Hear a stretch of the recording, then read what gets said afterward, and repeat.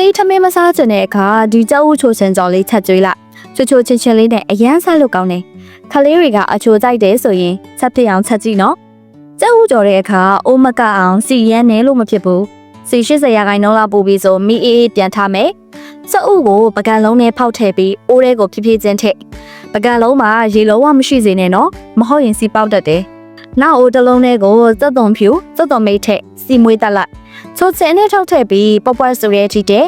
ပြီးရင်ကြော်ထားတဲ့ကြောက်လေးတွေထည့်မီးလေလက်အနေထားနဲ့အရသာဝင်နဲ့တိမှွေပေးပြီးရင်အိုးချလို့ရပါပြီဒီကြောက်ဥချိုချင်းကချိုချင်းအရသာလေးနဲ့စားလိုက်ရင်အရန်ကိုစားလို့ကောင်းတယ်အဓိကကတော့ကလေးတွေလည်းကြိုက်ကြတယ်အိမ်ကကလေးတွေအစားရွေးတယ်ဆိုရင်ဒီကြောက်ဥချိုချင်းကြော်လေးကိုမြန်မြန်လေးစားချကြည့်ကြနော်ထမင်းစားရတာအရသာမတွေ့ဘူးဖြစ်နေတယ်ဆိုရင်ဒီချိုချင်းအရသာခရမ်းကျင်ဒီကြောက်ဥကြော်လေးကြော်စားကြည့်အနစ်လေးကလည်းထမင်းနဲ့အရန်ကိုလိုက်ဖက်တယ်ကြော်တတ်သွားရင်အင်္ဂါလူတွေကနေတိုင်းကြော်ပေးဖို့ပူဇာနေလိမ့်မယ်ခရမ်းစစ်တီကိုပန်းပုံစံအရာလေးပြီးရွှေပွပွဆိုရဲစိန်ပေးလိုက်ရင်အပေါ်ကအခွန်နှွာလို့ရသွားပြီကြော်တဲ့အခါပို့ပြီးအစင်ပြေအောင်အတုံးသေးသေးလေးတွေလိမယ်စီပူရင်ခလောက်ထားတဲ့စက်ဦးထည့်ပြီးနှစ်ဖက်လုံးရဲတဲ့အထိကြော်စီစစ်ပြီးခဏဖယ်ထားလိုက်နောက်အိုးထဲကိုစက်သွန်ဖြူနဲ့စက်သွန်မိတ်ထည့်စီမွေးတက်ပြီးရင်ခရမ်းစစ်တီထည့်မီးအေးနဲ့အရေထွက်တဲ့အထိကြော်ပြီးရင်ရေအသင့်တင်ထည့်အရသာအတွက်စားနေငယ်တိတ်ငပြရေးအကြည့်ခရုစီငရုတ်ကောင်းမုံထက်ပွက်လာပြီဆိုရင်ကျုပ်ကြော်ထက်မိပြင်းပြင်းနဲ့ကျုပ်ရဲ့အနည်းစိတ်ဝင်တဲ့အထိတဲတဲပြီးရင်စားလို့ရပါပြီဒီကျုပ်ကြော်လေးကစားလိုက်တာနဲ့ခရမ်းစင်ရဲ့ချိုချင်ရတာလေးနဲ့ပြည့်နှက်နေရောအနည်းနဲ့လည်းထမင်းသုံးမခါလောက်ကုန်နေနှစ်တစ်ကူမှာငါးကြော်တဲ့အခါပြောင်းကော်မုံနဲ့လားဂျုံမုံနဲ့လားတကယ်တော့တခုမှမဟုတ်ပါဘူးနောက်ဆိုရင်အခုလိုမျိုးလေးကြော်စားကြည့်ကြွရွလေးနဲ့အေးသွားရင်လည်းပျော့မသွားဘူးကြော်ရိုးကိုဖယ်ပြီးရင်လှုပ်မပြတ်နဲ့ခေါင်းနဲ့အမေးကိုဖြတ်အတုံးလေးတွေပိုင်းပြီးအခုလိုမျိုးဓာတ်နဲ့မှုန်ပေးလိုက်ကျင်းစက်တော်မိတ်ဟင်းချက်ဝိုင်းစားငရုတ်ကောင်းမမဆလာထက်သိချနေပြီးမိနစ်20နှက်ထားပကံလုံးထဲကိုအစုံမုတ်တစ်ထုပ်ထည့်ရေအသင့်တင်ထည့်ဟင်းချက်စီတစ်စုံထည့်ဒီလိုမျိုးမုံနဲ့အနေထားလေးဖြစ်ပြီးဆို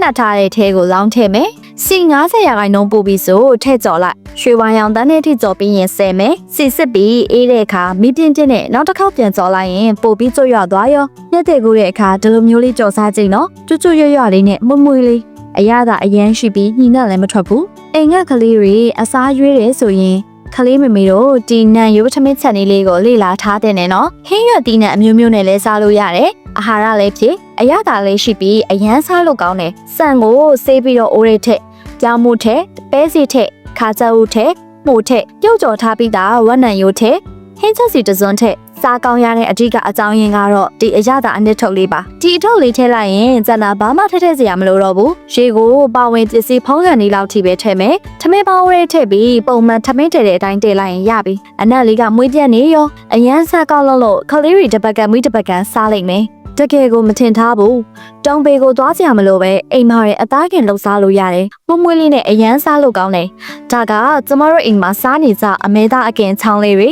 အသားတုံးတော့အစိတ်တုံးထည့်ထားတာစားတဲ့အခါမွမွေးလေးနဲ့အီလဲမအေးဘူးတိတ်ချာနှက်ထားပေးတာပါဝင်ပစ္စည်းတွေကလည်းတန့်ရှင်းမှုရှိတယ်အကင်ချောင်းလေးတွေကို air fryer ထဲထည့်လိုက်air fryer မရှိရင်လည်းလျှက်စစ်နီးကင်ဖိုးနဲ့လည်းကင်လို့ရတယ်။စက်ပြီးကျွတ်ရွလေးဖြစ်တဲ့အထိကင်ပေးရင်ရပါပြီ။အနက်လေးကတအိမ်လုံးကိုပြတ်နေရောစလက်ရွက်နဲ့ပဲစားစားဘရီတိုနဲ့ပဲစားစားအကုန်စားလို့ကောင်းတယ်။အမလီအနက်လေးကတကယ်ကိုမွေးပြတ်နေရော